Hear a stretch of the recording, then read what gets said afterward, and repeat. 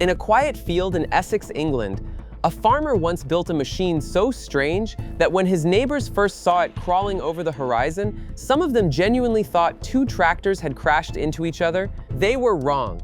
It wasn't an accident. It was on purpose. This thing has two engines, two gearboxes, it bends in the middle like a snake, and the first version needed two drivers just to steer it in a straight line. It was mocked, it was called ugly, ridiculous, a death trap waiting to happen. And then it did something that no tractor in Britain could do.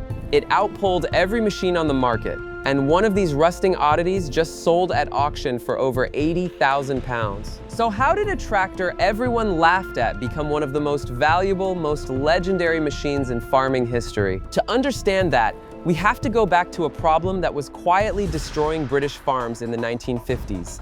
A problem nobody could solve, until one man got angry enough to try. Here's something they don't tell you in the history books. In the 1950s, British farming was hitting a wall, a literal wall, of mud, because the farms were getting bigger. After the war, the country needed food fast and every spare acre was being plowed. But the tractors hadn't kept up. I want you to sit with this number because it's the key to the whole story.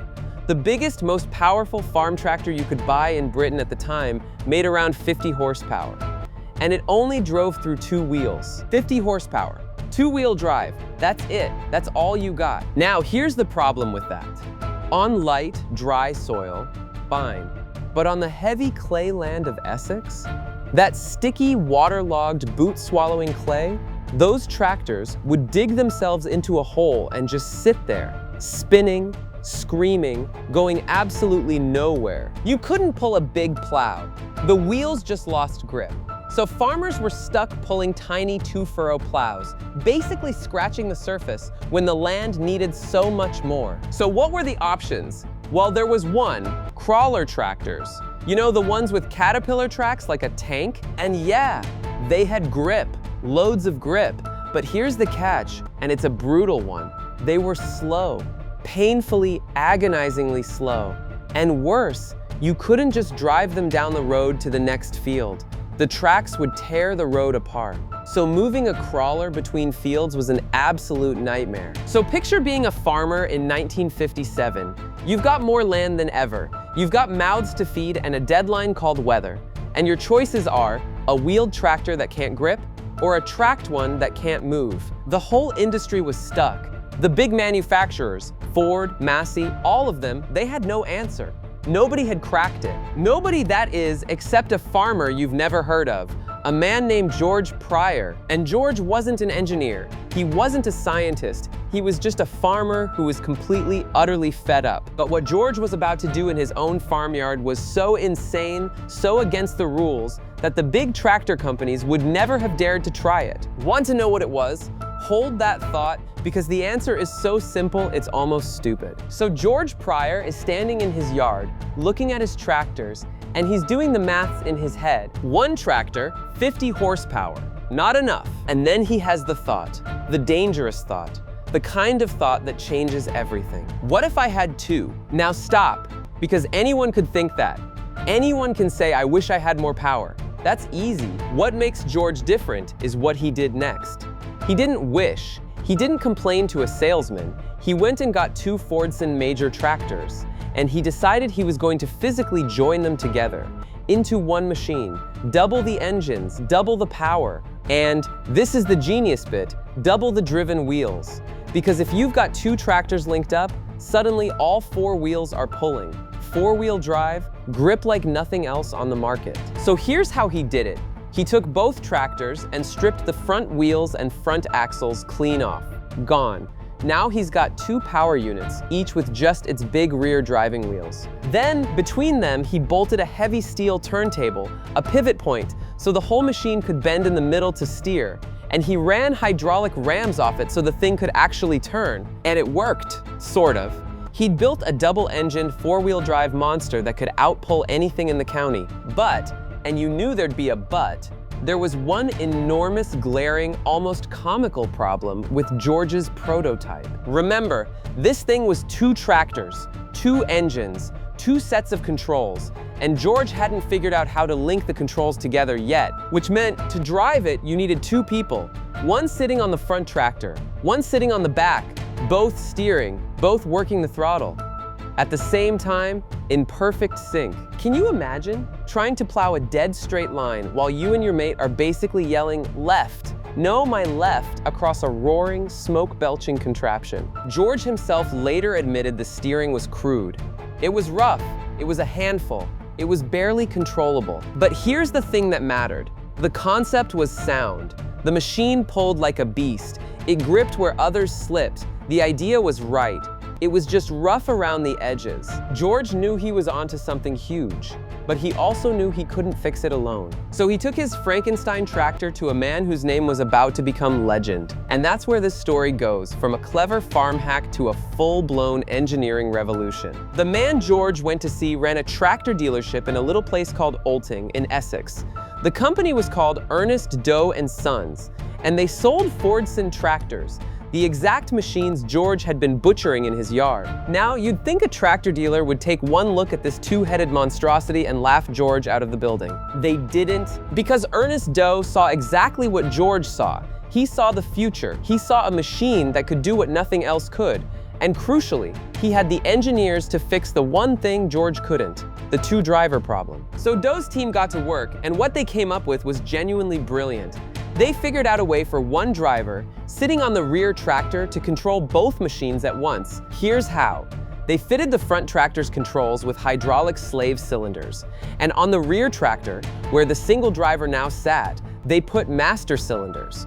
So when the driver moved his controls, the hydraulics instantly copied that movement to the front engine. One driver, two engines, moving as one, like the machine had a single brain. That was the breakthrough. That was the moment a rough farmyard experiment became a real, sellable, revolutionary product. In 1958, the first proper one rolled out. They called it the Doe Dual Power. Then they tweaked the name to the Doe Dual Drive. And because of that, dual drive, 2 Ds, Doe makes 3, it picked up the nickname that would stick forever. The Triple-D. Now let's talk numbers, because this is where your jaw should drop. A normal top-end tractor, 50 horsepower. The Triple-D, 100 horsepower. Double, twice as powerful as nearly anything else a farmer could buy. And remember, 4-wheel drive, all that grip. So suddenly this thing could pull a 4-furrow plow through heavy clay, while the normal tractors next to it were straining to manage too. It was a different league. It wasn't an upgrade. It was a leap. But, and here's your next cliffhanger, building a machine twice as powerful as anything on the market created a brand new problem that nobody had ever had to deal with before. A problem so unexpected that Doe had to build an entire second business just to solve it. What was it? Stick with me, because this is the part most people never even hear about. So Doe had built this incredible 100 horsepower machine. Farmers wanted it, the power was real, and then they hit a wall nobody saw coming. There was nothing for it to pull. Think about it. Every plow, every cultivator, every piece of equipment in the entire country had been designed for 50 horsepower tractors. They were built small, built light, because nothing stronger existed. So you'd hook this monster up to a normal plow and it'd just rip it apart. The machine was too strong for the tools. It was like strapping a rocket engine to a bicycle. This is one of those problems you only get when you're first. When you build something nobody's ever built, you discover that the whole world around it isn't ready for you. So what did Doe do? Did they give up? Tell customers, sorry, you'll have to find your own plows? No. They did something kind of incredible. They started designing and building their own range of heavy-duty implements, plows, tool carriers, the works, specifically beefed up to survive the Triple-D's brute force. They even had to strengthen the rear tractor itself. The hydraulic lift that raised and lowered the equipment wasn't strong enough, so they uprated it. Stronger lift arms, extra assister rams, reinforced joints, just to handle the strain. In other words, to sell one impossible tractor, they had to reinvent half the equipment around it too. That's how far ahead of its time this thing was. But I have to be honest with you, because for all its power, the Triple-D had a dark side. A list of flaws that if you were a farmer spending serious money, you could not ignore. And these flaws, they're the reason this legendary machine was secretly living on borrowed time. Let me show you the cracks. Here's the uncomfortable truth about the Triple D. Everything that made it brilliant also made it a nightmare. 2 engines meant double the power, but it also meant double the everything else. 2 engines to service, 2 gearboxes to maintain, twice as many parts that could fail, twice as much oil to change, twice as many things that could go wrong on a wet morning when you needed to be out in the field now. And the maths of breakdowns is cruel. If one engine has a 1 in 10 chance of trouble, well, now you've got 2 of them. Your odds of something going wrong have basically doubled. And then there was the driving itself. Even with Doe's clever master and slave hydraulics, you were still commanding 2 separate engines and 2 separate gearboxes through 1 set of controls. Getting them perfectly in sync, both engines pulling exactly together, took skill. Get it wrong, and you'd feel it fighting itself. So picture the farmer's dilemma. Yes, it's the most powerful thing in the field, but it's also more expensive to buy, more expensive to run, harder to drive, and more likely to break than a normal tractor. For a lot of farmers, the power was worth it. The Triple D sold. It built a reputation, word spread. And here's something that genuinely surprised me when I dug into this. Because you'd think a weird British farm machine would stay a local curiosity, right? Wrong. Completely wrong. These things got exported all over the planet.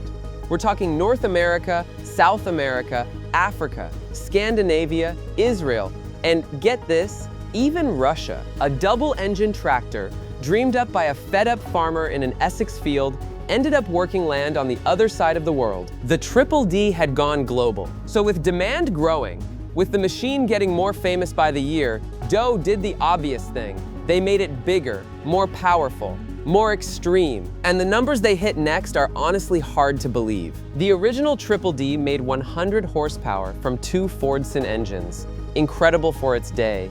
But Doe wasn't done, not even close. In the mid-1960s, they swapped out the old engines for a newer pair, based on the Ford 5000. And the power jumped to 130 horsepower. They gave it a new name to match, the Doe 130. Stronger frame, stronger turntable, beefed up everything. But they still weren't finished. Next came a version pushing 150 horsepower, the Doe 150. And then the big one, the one that almost sounds made up. They built a version using even more powerful Ford engines that unofficially was known as the Doe 180 because it produced somewhere around 188 horsepower. Let that sink in. We started this story with 50 horsepower tractors being the absolute peak of what you could buy. The biggest, baddest machines in the country. And here's Doe, a dealership in Essex, not some giant factory, selling tractors with nearly 4 times that power. From the outside, this looked like a company at the top of the world. Their machines were the most powerful in British farming. They were exporting across continents. The Doe name meant raw, unstoppable power. It should have been the beginning of a dynasty. But here's the heartbreaking twist. At the exact moment the Doe was at its mightiest, the seeds of its destruction had already been planted. And the thing that killed it, it wasn't a rival monster. It wasn't a bigger, scarier machine. It was something much quieter, much simpler, and in a way much more brutal. Let me tell you how the legend died. Remember the whole reason the Triple D existed? The single simple reason George Pryor bolted 2 tractors together in the first place? He wanted more power and more grip. 4-wheel drive. And back in the 50s, the only way to get that was to use 2 engines, 2 tractors. That was the trick. That was the magic. But the rest of the world had been watching and learning. By the late 1960s, other companies, names like County, Roadless, and Muir Hill, had cracked the puzzle a different way.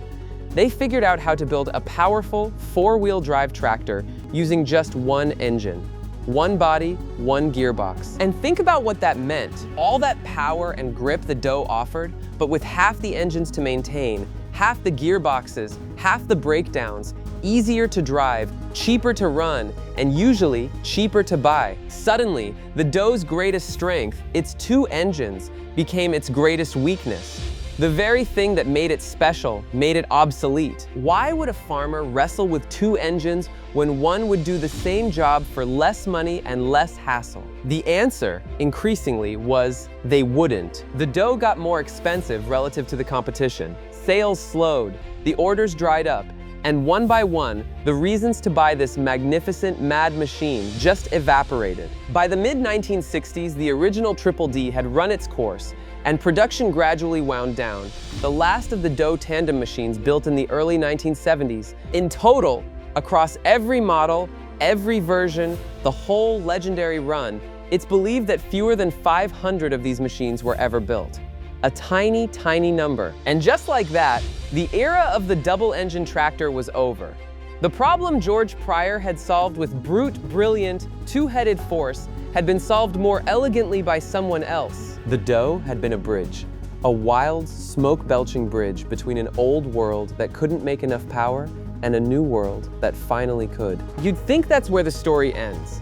A clever idea, made obsolete, fading into history. But it's not, because something strange happened decades later. Something George Pryor could never have predicted. The thing everyone laughed at became the thing everyone wanted. Fast forward to today. That ugly, mocked, two-headed contraption, the one people thought was a crash, it's now one of the most sought-after tractors in the entire collecting world. Because there were so few of them, and because the story behind them is this good, surviving does have become absolute treasures. Collectors hunt them. Enthusiasts restore them lovingly, down to the original blue and orange paint. And the prices? Brace yourself. At one UK auction, a restored 1964 Triple-D, still running on its original engines, sold for the equivalent of nearly 82,000 euros. That's around 70,000 pounds. For a tractor, a weird double-engined tractor from a tiny Essex dealership. Another one fetched 60,000 pounds, another 45,000. Think about the journey. A fed-up farmer bolts two tractors together in his yard because he can't pull a decent plow. People laugh. The big companies ignore it. It gets out-competed and killed off within about 15 years. And then, half a century later, that same machine is rolling across an auction stage, selling for the price of a house deposit, to a room full of people who'd give anything to own a piece of it. That's the part that gets me. George Pryor didn't set out to build a legend. He set out to solve a Tuesday afternoon problem. He just wanted to plow his field a bit faster. And in doing that, by refusing to accept it can't be done, he built one of the most unforgettable, most valuable, most gloriously strange machines in the history of farming. So here's what the Doe Triple-D really teaches us. It's not really a story about tractors. It's a story about that moment when you look at a problem everyone else has accepted and you refuse to accept it. It's about being so fed up, so determined, that you'll bolt two engines together and build something the experts said was impossible. Something ugly, something that worked. The big companies played it safe. The farmer didn't, and it's the farmer we're still talking about. 60 years later, the Triple-D was laughed at, outcompeted, and left behind.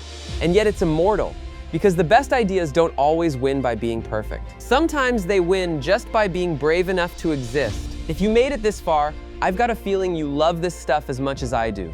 The forgotten machines, the mad inventors, the ideas too weird to die. There are so many more stories like this one, waiting to be told. So if you want to ride along for the next one, you know what to do. And tell me down in the comments, what's the strangest machine you've ever seen actually work?